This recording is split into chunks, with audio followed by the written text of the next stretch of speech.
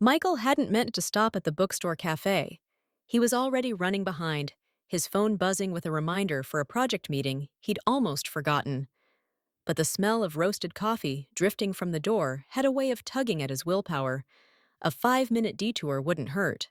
He ducked inside, grateful for the warmth. The place was quiet, the way he liked it. Sunlight slanted through tall windows, striping the wooden floors. A few scattered customers lingered with paperbacks and mugs, and soft instrumental music filled the space. The smell of cinnamon and espresso hung in the air, underscored by the soft clink of ceramic cups from behind the counter. He was halfway through placing his order when he heard it. A laugh. Bright, unmistakable. His head turned on instinct. And just like that, time folded in on itself. She stood behind the counter, at the far end of the room, helping a young boy pick a book from a display shelf. Her hair was a little longer than he remembered, curled at the ends. She moved with a kind of serene confidence, her voice warm and low. Then she turned, and their eyes met. Ellie! He blinked, uncertain for a moment if it was her, but the slight tilt of her smile gave it away, the one he used to see when she was trying not to laugh at his terrible jokes during lunch break. Only, she wasn't the girl he remembered. The last time he'd seen her, she was an awkward 13-year-old with scraped knees and an armful of notebooks. But this? She was radiant, poised, beautiful in a way that hit him harder than he expected. She hesitated too, eyebrows lifting in subtle recognition. Then came the smile. Not surprised. Just there, quiet and knowing. Michael's throat felt dry. She made her way over to him after the child left with his mother, wiping her hands on a cloth. Michael Walker? Even her voice struck a chord, though now it was low and husky, mature rather than the teenage warble he remembered. Ellie Barnes, he said, smiling back. He drew in a breath, the hum of the cafe fading as if the world had gone temporarily quiet. Wow. You look the same but different, she said, her tone teasing but kind. He gave an awkward laugh. You too. Well, better. Definitely better. She rolled her eyes and gestured toward the counter. Still quoting movie lines like your life depends on it? He chuckled. Only the classics. You know, Star Wars, Ferris Bueller, The Holy Grail. I have a reputation to maintain. A silence stretched between them. Not tense, just full. Full of things neither of them quite knew how to say. A past, a moment, lay between them. You live around here now? She asked, folding her arms. I was away for a few years, but I'm back now, he said. Remote work means I can be anywhere. Figured I'd try quiet for a change. She nodded. This is a good town for it. He cleared his throat. And you? I never left, she said. Studied at a college nearby. Then I started working here. Part-time at first. Now it's full-time. I run the kids' programs. He smiled. You always did like helping people. That's, a generous memory. They both laughed, and for a second it felt almost natural. Almost. A voice from the back called Ellie's name. She glanced toward it, then looked back at Michael. I should get back, she said. Right. Of course. He stepped aside, unsure of what to do with his hands. It was great to see you, Ellie. You too, she whispered, before turning back toward the shelves. Michael lingered a moment longer, then left the cafe, coffee in hand, but forgotten. Outside, the wind had picked up, pulling at the edges of his jacket. He stared out over the sidewalk, replaying the encounter in his mind and wishing he'd said something, anything, other than goodbye. He hadn't thought about her in a while, not seriously. Occasionally, maybe, in quiet moments, more a flicker of memory than a longing. But now it was different. He thought of that day, the last time they'd seen each other, the way she had looked at him then, confused, disappointed, and the way he'd looked away. He took a sip of coffee, but it didn't taste like anything. Ellie wasn't supposed to be in the hall. Her teacher had asked for a stack of handouts from the main office, and Ellie, always eager to be helpful, volunteered without thinking. The halls were mostly empty, sunlight casting soft squares of light onto the floor. She liked this time of day. Quiet, peaceful. Then she heard it. The unmistakable din of teenage boys, half shouting and laughing. The sound echoed ahead of her. She turned the corner and saw them. 3 high school boys, one of them tall and broad-shouldered, the way boys only became after they left middle school behind. Their laughter echoed against the lockers, a little too loud, the kind that made everyone else in the hall step out of the way. And among them, walking a step behind and grinning like he belonged there, was Michael. Ellie stopped short. Sometimes older kids visited. Maybe it was to see where they had come from or indulge in a little nostalgia. It had been months since he'd graduated to high school, and though they'd promised to stay in touch, they hadn't. She hadn't expected to see him again. Not so soon, not like this. But there he was, her favorite person in the world for one long stretch of 8th grade. He had helped her carry books, made her laugh with movie quotes, and once said she was his favorite lunch buddy, even though she was a year younger. She took a hopeful step forward, heart pounding. Her mouth opened.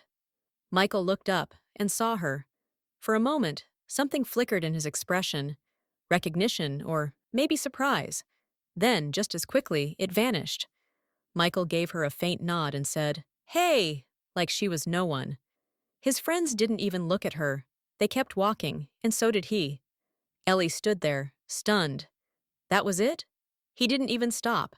Didn't ask how she was or why she was there. He didn't even smile. She turned away, willing her face to stay neutral until she was alone. Her heart thudded painfully in her chest. The fluorescent lights above seemed colder than they had a moment ago, washing the hallway in pale shadows. Ellie had spent so much time thinking about what she'd say when she saw him again. Maybe they'd joke like old times. Maybe he'd ask if she wanted to write another silly comic strip like they used to. Would he take her hand and say he missed her? But he hadn't. Her childish dreams of love and a future died with his indifference, and she'd never forgotten it. She didn't cry, not then, not even that night. But for weeks afterward, she kept hearing his voice in her head, flat, indifferent. "Hey!" like she'd been nothing more than a hallway stranger. Eventually, she moved on. At least, she told herself that she had moved on. She still remembered him sometimes, especially when she heard someone quoting an old movie, or when a boy in high school made her laugh in that same dry, clever way. Ellie had never fallen in love. There had been a boy in 10th grade. Sweet, a little clumsy, but it never became more than hallway hand-holding and shy kisses behind lockers. A man, a few years ago, speaking of big dreams with more passion than he ever showed her. Michael had been the only one who'd made her feel seen, until he didn't. Over the years, she thought of him less and less, but the memory never disappeared. It just curled inward, taking up a small private space in the part of her heart where early hurts live. And now he was back. Michael sat alone at a small table by the window, glancing up every time the restaurant door opened. The low hum of conversation mixed with the clatter of cutlery, but the empty seat across from him made the room feel strangely hollow. He hadn't made a reservation, but it was a Tuesday night, and the place wasn't busy.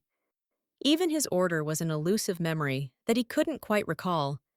He kept seeing her face from that afternoon. Ellie. Not the 13-year-old girl he remembered with mismatched socks and spiral-bound notebooks, but the woman he'd seen today. Poised, graceful, lovely in a way that stopped him cold. Michael had barely slept the night before, not because he was anxious, but because something about seeing her had unsettled something long buried. He thought of that day at the junior high, clearer now than ever. Cruelty had not been his intention. He'd just been 15, surrounded by friends, trying to seem like he belonged. Saying hello to a girl in 8th grade hadn't felt cool in the moment, but he remembered her face. She'd looked happy when she saw him, then hurt, and he'd walked away from it. What would have happened if he'd stopped? If he'd smiled? If he'd pulled her into a quick hug and told her he missed their conversations? Said that he thought of her every day that long summer. Maybe nothing. Maybe everything. He would never know. Michael took a sip of water, then set the glass down just as Rebecca arrived. "Sorry I'm late," she said, sliding into the seat across from him. I had a call with that nightmare vendor. You know, the one who keeps sending outdated invoices? Michael smiled faintly. You're here now. She glanced at the menu. Have you ordered yet? I think so. He tried to recall what he'd asked for. She didn't seem to notice. I've been thinking, we should look at the community center this weekend. They're doing an open house for wedding bookings. If we ever get around to setting a date. His nod was automatic, but the words sat oddly with him. If we ever get around to it. Michael stirred the ice in his water, the glass sweating against his palm. They'd been engaged for 18 months. They didn't fight, never had a dramatic breakdown. Just stillness, the kind of distance that no longer felt like comfort in each other's company. Rebecca was steady, organized, and kind. He liked her, maybe even loved her, in a certain way. But lately, he'd begun to realize he wanted the idea of the life they shared more than the woman sitting across from him. He could still hear Ellie's laugh from the café, bright and unexpected, cutting through the safe routine he'd built. He watched as she pulled out her phone to check a message, then offered him a soft smile. Are you okay? She asked. Yeah, he said. Just thinking. She reached across the table and gave his hand a light squeeze. Try not to overdo that. You might sprain something. He laughed because he was supposed to. But even then, his mind drifted. Not to the future he was planning, but to the voice he'd heard earlier that day. That laugh. That smile. And the girl he'd once known had become someone he hadn't expected at all. Michael knocked twice on the familiar door before letting himself in. Uncle Mikey! A voice shrieked from inside. Lily tore across the living room in socks and a sparkling tutu, arms outstretched. He caught her mid-flight and spun her once, careful not to jostle her too hard. Someone's had sugar, he said, grinning. I had 2 marshmallows, she announced proudly. Rebel, he said, setting her down. From the couch, Noah looked up from his tablet, gave a small nod, and said, Hey! Michael returned the nod. Still ruling the world from your fortress of solitude? Noah gave a shrug that might have been a yes.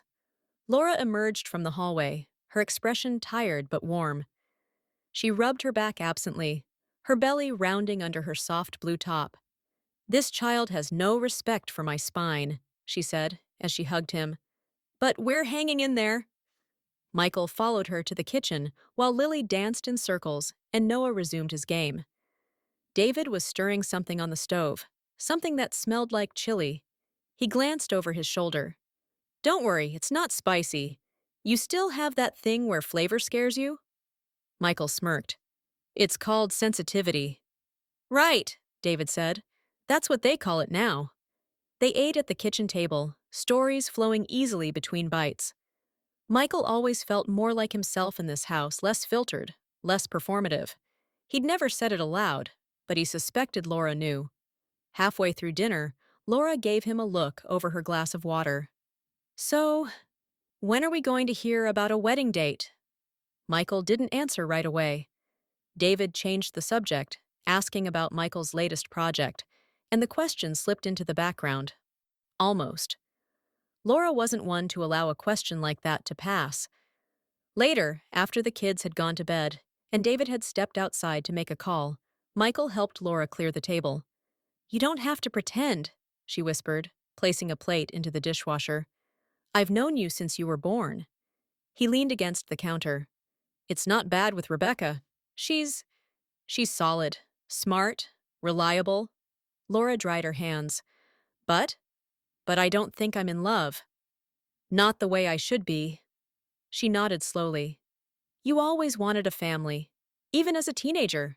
But don't build one with someone just because she seems like she'd be good at it. Laura rested a gentle hand on his arm, her eyes soft, not accusing. Michael looked down, then gave a short laugh. That obvious? You've always looked for reasons to make things work. I'm just saying, maybe ask yourself if you're holding on or holding back. Outside, the porch light flickered, casting faint halos on the front walk as he stepped into the night. He didn't answer, but her words followed him all the way home. Ellie slipped her key into the front door of the modest house she shared with her family, to the smell of baked apples and the sound of someone singing off key in the kitchen. Warm air rolled out from the kitchen as she stepped inside, carrying the faint hum of the oven fan and the glow of the light beneath its door. She set her bag down, shrugging out of her cardigan. Her mother's voice called from the kitchen. "Ellie, is that you?" "Yep," she replied. "Need help?" "Only if you want to burn the crust," came the dry response. Ellie smiled and stepped into the kitchen. Grace Barnes was elbow-deep in flour, her apron smudged, her hair pinned up in soft waves.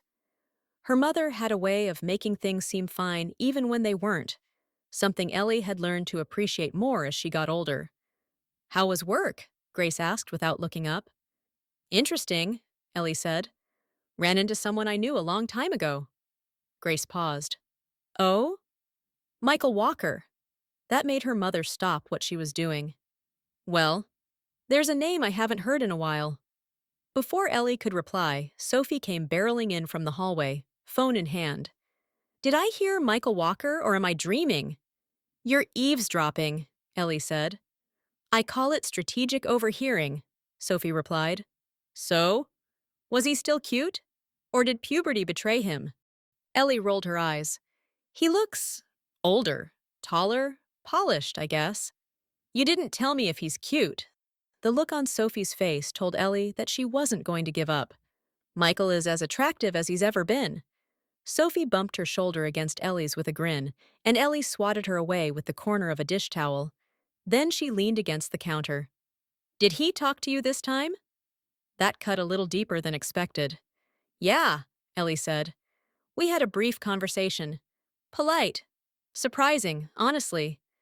Her mother resumed rolling dough, but her voice was gentler now. "Did it feel like closure?" Ellie shook her head. "More like something cracked open again." Sophie made a face.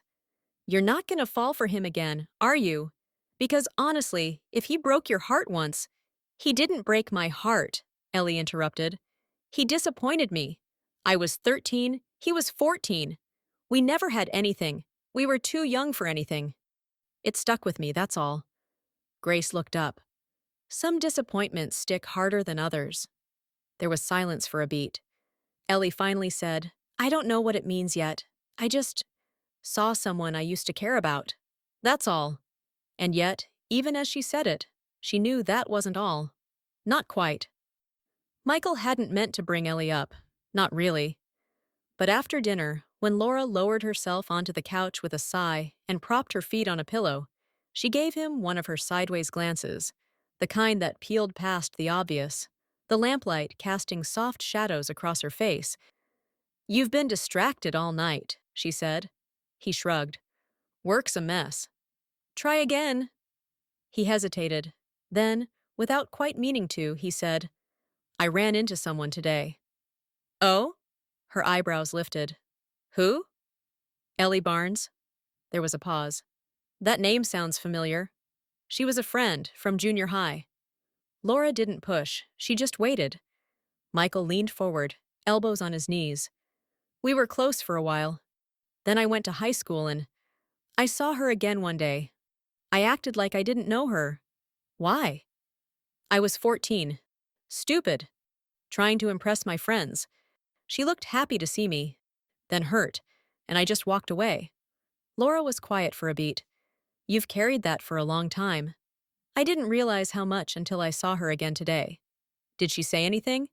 "We talked. Not much. Just polite small talk." Laura nodded. "Do you want to see her again?" Michael opened his mouth, then closed it. "I don't know. I just keep thinking, maybe I owe her something more." Laura rested a hand on his arm. "Closure's not about making up for everything. But if it helps you let go of something that's haunted you, I think it's worth it." He didn't answer right away. But the next day, he found himself outside the bookstore again. The cafe section was quieter this time, mid-morning on a weekday, and he stood near the front door, pretending to browse a stack of picture books. The bell over the door jingled behind him. He spotted her almost immediately. She was helping an elderly woman find a gift for her grandson, her tone gentle, her eyes animated. Michael's heart throbbed. Even in school, she was eager to help, a beautiful soul. He stayed near the door, hidden by a display stand, as if giving himself a moment to breathe. She didn't see him at first. He waited until she was alone at the counter before approaching, heart tapping faster than it should have. She glanced up as he reached the register, blinking once in surprise. Michael? He gave a faint smile. Hey, I promise I'm not stalking you. That's a hopeful start, she said, folding her arms with mock amusement. Back for coffee? Actually, he scratched the back of his neck. My niece's birthday is coming up. I thought I'd pick up something from the kids section. Figured you might have suggestions. She smiled, warmer this time. How old is she? 7. Thinks she's 17. Ellie laughed. We get a lot of those. She walked him to the back of the store, where the children's section sat in colorful, cozy disarray. As she pulled a few titles from the shelf, Michael watched her fingers move across the spines, effortless and familiar. This one's sweet, she said, handing him a book with a watercolor cover. And funny, but not too silly. Michael took it. You're good at this. She shrugged. I spend a lot of time with kids. They're easier to read than adults. Yeah? They don't pretend as much. Michael took a chance. Is your experience with kids personal? Ellie looked at him for a moment, her gaze assessing. I don't have kids, Michael. I've never even had a steady boyfriend. Is every guy in this town blind? Only the ones who walk through schools with their friends. That was a hit, and Michael knew it. Ellie watched him wince dispassionately, the color in her cheeks suggesting she regretted saying it. She said nothing else. She just watched and waited, wondering how he would respond. I hope you will forgive a stupid 14-year-old, Michael said at last. I should have said hello. Ellie nodded. Yes, you should have. I'm glad I did yesterday. Her grin lit up the room. I was the one who said it. Michael nodded, then said, I wanted to say I'm glad we bumped into each other. Her expression shifted, softer now, thoughtful. So am I. There was a pause. She glanced toward the front. I should get back, but thanks for stopping in. Yeah, see you around? He left with the book under his arm and something unfamiliar settling in his chest, something like lightness. Michael glanced back at Ellie, who was already turning to another customer, and stepped outside. The bell over the door jingled softly behind him, a reminder of the quiet space he'd just left. Ellie was still shelving returns when Natalie found her. She leaned on the cart like she owned the place, cocking her head. You've been smiling like a lunatic for the last 20 minutes. Natalie perched on the edge of the cart, one foot tapping lightly against the tile floor as she watched Ellie work. Ellie didn't look up. I'm working. You're glowing, Natalie said. Don't make me guess. Ellie sighed and closed the book in her hand. Michael came back today. Natalie blinked. The hallway heartbreaker? Her friend Natalie had coaxed the secret from her that morning. She had seen Ellie's distraction. When confronted by a secret, Natalie was the Spanish Inquisition. Ellie had been helpless before her determination. He wanted a book for his niece. At least, that's what he said. Did he mention the part where he pretended not to know you in 9th grade? We spoke of it. Natalie folded her arms. You going to tell me the entire story or make me dig for it? What you shared this morning wasn't it. Ellie relented and recounted the hallway incident, how it felt like rejection, how much it had stung. She hadn't meant to talk this much, but it all came spilling out in soft, unfinished pieces. Natalie listened without interrupting. When Ellie stopped, Natalie said, Okay, so he was young and dumb. You both were. What matters is whether he's still dumb. I don't think he is, Ellie said. But I don't know who he is now. Natalie raised an eyebrow. Do you want to? I don't know, Ellie admitted. Part of me still feels bruised. She ran a fingertip along the worn spine of the book in her hand, as if needing something solid to hold onto. And part of me wonders what would have happened if he'd said something back then. Natalie touched her arm. You can wonder all you want. But if you're going to let someone back in, even a little, you need to know what you're inviting. Ellie nodded. I know. And if you do let him in, you have to be okay with the fact that it might hurt again. Ellie looked down. I think I've already decided it's worth finding out. Natalie smiled at her. Then I like him already. The third time Michael visited the bookstore, it was a Saturday. Ellie was running a puppet story hour for a group of kids, complete with silly voices and mismatched sock puppets. Michael didn't interrupt, just stood at the edge, watching the kids dissolve into laughter. When she spotted him after the program, she gave him a half smile. You know you're not in the target age range, right? I'm just here for the literary value, he said. That became a rhythm. Sometimes he came in for coffee. Sometimes they chatted while she organized a display. A few times, they sat on the bench outside with paper cups in hand, talking about books or awkward middle school memories. They never exchanged numbers, never made plans. It was always casual, always a surprise. Until the day it wasn't. One crisp afternoon, they met for coffee at a spot down the street after the bookstore closed early for inventory. Ellie reached across the table for a napkin, her fingers brushing Michael's. She pulled back instinctively. So, are you seeing anyone? He hesitated for half a second too long. Her eyes narrowed. Michael? Yeah, he said, clearing his throat. I'm engaged. Michael's fingers tightened around the edge of his coffee cup, the cardboard sleeve creasing under the pressure. The silence that followed was sudden and sharp. Ellie glared at him, her expression betrayed. Ellie sat back. You're what? I didn't mean to mislead you. Then what did you mean to do? Her voice was calm but edged. He looked down. I didn't come to the store that second time to flirt. I saw you again, and it brought something back I hadn't dealt with. The pull of reconnection was too strong to ignore, to understand what I'd left behind. Ellie folded her arms, her voice cooler now. You thought this would help with your closure?